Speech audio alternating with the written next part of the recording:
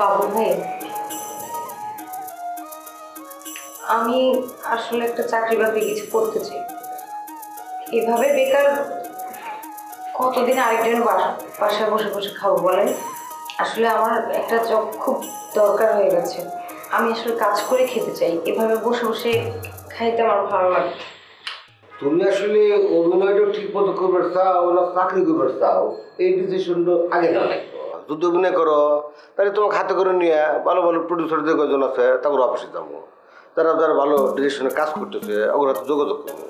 আর যদি কজন না আমি চাকরি করবো, তাহলে বন্ধু বান্ধব আত্মীয় স্বজনের মতো অনেকে তো আছে, সরকারি তো আছে, প্রাইভেটেও আছে, দরকার বলে করে হাতে যোগাযোগ করে আমরা জবই খোঁজার চেষ্টা করবো। আসলে বাবুল ভাই, ধারাবাহিকভাবে আমি শ্যুট করতে পারবো না, কারণ এখানে অনেক ঝামেলা আছে। আমি না এত ঝামেলা পছন্দ করি না, মানে আমি আমার জীবনটা আসলে একটু ঝামেলা মুক্তভাবে থাকতে। আরে বাবুল ভাই, কখন আসলা? তোমার সাথে দেখাই হয় না। আমি আরেকদিন আসছিলাম, নুপুরে দেখা গেছিলাম, তোমার হাতে দেখা হয় না, তা তুমি আসো কি ভা? আমি আছি, ভালো আছি।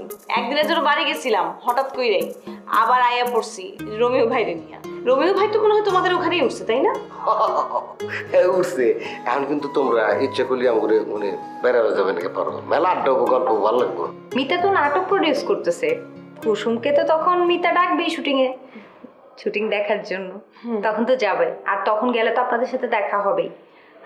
আচ্ছা কুসুম, আমি বাবুল ভাইকে না একটু দরকার ডাকছিলাম, বুঝছো? আমি ওই একটু জবের সন্ধানে বের হব।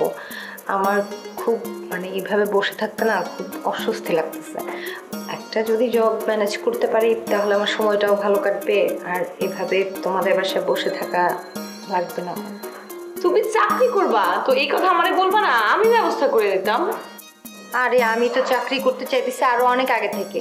ধরো আমি তো মিতাদের বাসায় ছিলাম, মিতাকে যতবারই আমি চাকরির কথা বলছি ততবার সে আমাকে বলছে যে আমি থাকতে তোমার চাকরি করা লাগবে কেন, তুমি আমার সাথে সারাদিন বসে বসে গল্প করবে, এটাই তোমার চাকরি।